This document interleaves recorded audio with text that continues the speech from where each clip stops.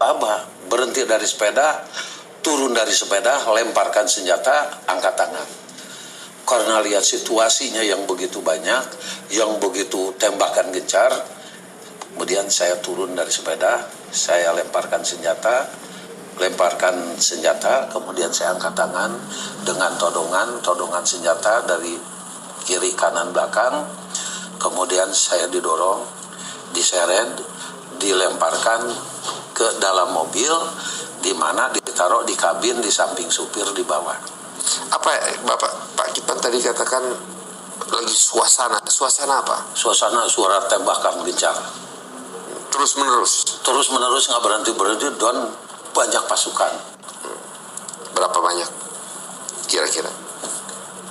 Ya namanya gerombolan banyak kan, gerombolan pasukan itu kan banyak. Ada 20, 30, 40? Lebih. Mereka berdiri di jalan? Ada yang nyerbu salah satu rumah, ada yang kiri kanan, ada yang muka belakang. Ya mungkin kurang lebih ada 100 sampai 100 orang lebih. Naik apa mereka datang? Kalau naiknya tidak tahu, tapi di situ berjajar mobil-mobil atau kendaraan-kendaraan yang untuk dinaikin oleh gerombolan itu. Setelah itu saya sudah tidak tahu lagi karena udah langsung ditutup, diikat, sudah saya berada di dalam kabin mobil di samping supir. Truk, bus yang saya naikin. Sepintas bus karena saya kabin mobil sudah nggak ingat lagi. Kemudian mendengar aba-aba peluit, kendaraan bergerak.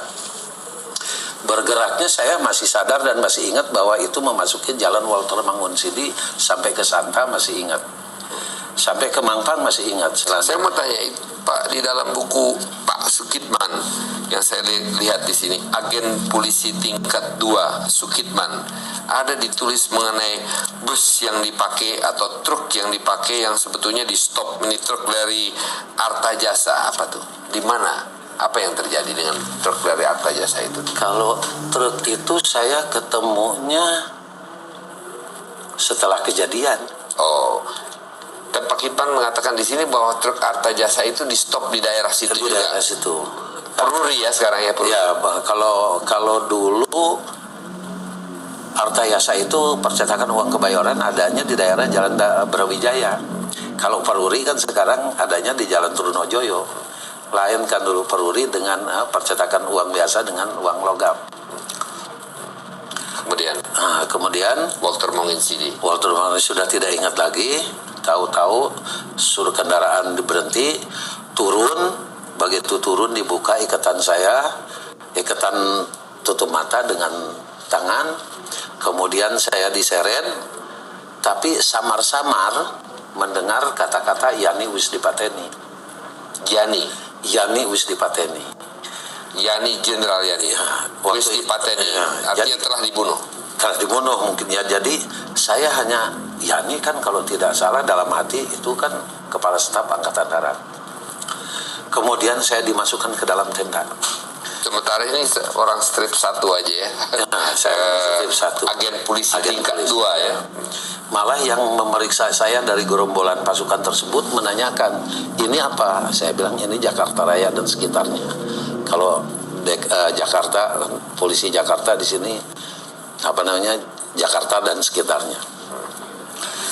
Begitu masuk ke dalam tenda, ya remang-remang karena sudah mulai pagi, saya melihat orang-orang yang didudukan di bangku-bangku tetapi dengan terikat tangan ke belakang dan matanya ditutup.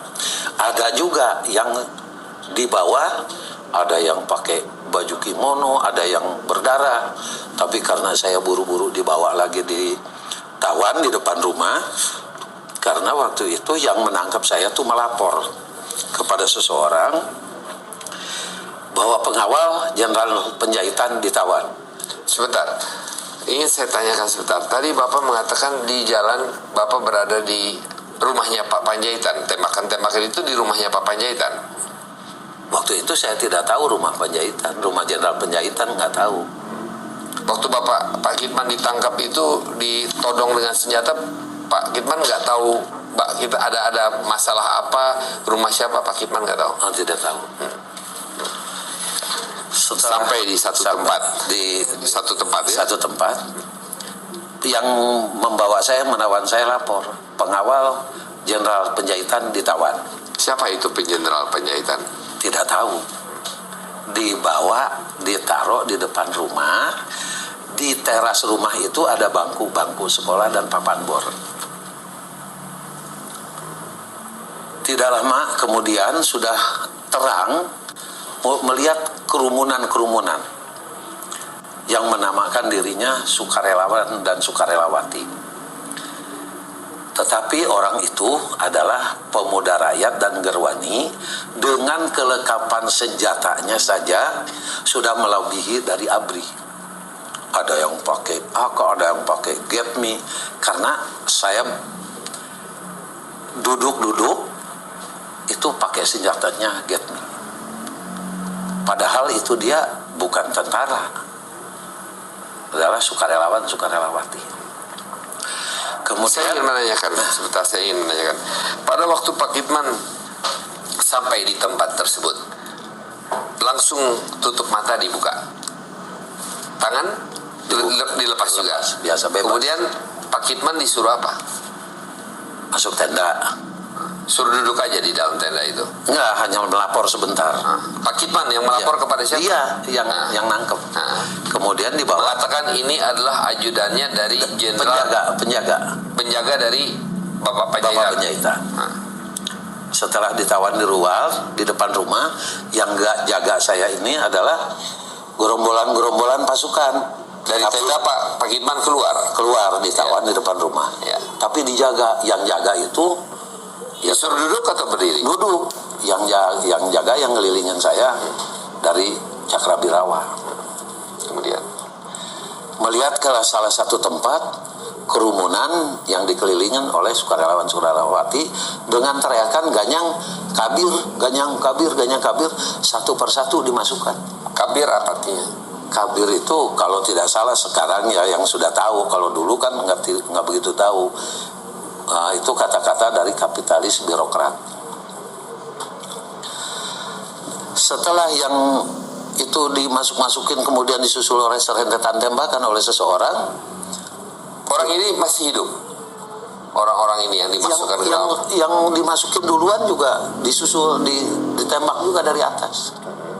Kemudian yang masih hidup itu dibawa ke depan rumah yang di terasnya ada bangku sekolah, didudukan, kemudian tutup matanya dibuka, ikatan tangannya juga dibuka, tetapi dengan todongan-todongan senjata.